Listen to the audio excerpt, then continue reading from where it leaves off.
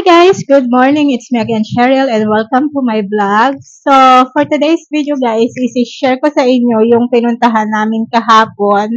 Isa siyang pitaya farm. Pitaya is like prutas siya. Pitaya or pataya? I think pitaya yung pangalan ng prutas guys. Nakita nyo sa mga video ko na maraming pitaya doon. So, more on pitaya talaga sila. Nagsisell sila ng mga prutas na pitaya ang pangalan niya. Pitaya siguro. Yes, guys. No, pero doon, guys, bago kayo pumunta is kailangan ninyong mag-spray ng mosquito spray. Yung mga yung mga spray panglamok. Kasi napakadaming marui, guys. Ang marui, guys, is napakaliit niyang insekto na pag kinagat ka is sobrang kati niya. So, ang suot ko nun, guys, is nakapants ako at naka-t-shirt lang ako. So, ang tinadtad ng marui, guys, is yung braso ko talaga. Ang daming kagat dito, guys. Talagang ang dami. Tapos dito rin.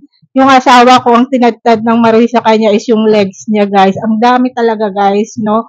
Maganda yung place. Maliit lang siya.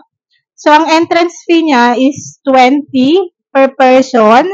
May ticket sila na ibibigay sa inyo with free drinks. So, ang drinks doon, guys, is hindi siya masyadong masarap. Actually, wala siyang lasa.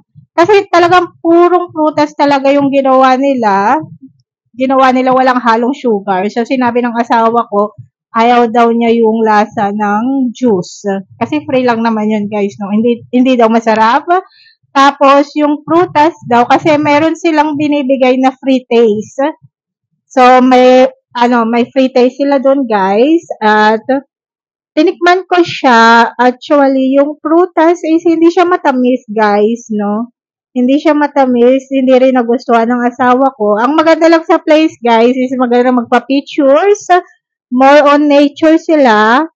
Walang masyadong animals kasi nung nakita ko sa video, guys, is maraming animals doon. Ang nakita ko lang is chicken at I think kuneho. It's not kuneho, no? Like rabbit. Yun ang nakita ko. Fish. Meron silang fish sa may lake. Ang daming fish doon, guys, no? Tapos, magandang mag-video doon, guys. Ang magandang outfit talaga doon pag pumunta kayo is nakadress talaga kayo.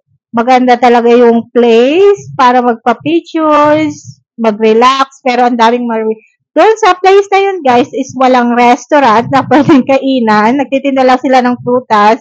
Tapos, iikot-ikot lang kayo doon sa place nila. Kasi private place yon. Yung may-ari, ginawa niyang public place para kumita siya ng pera.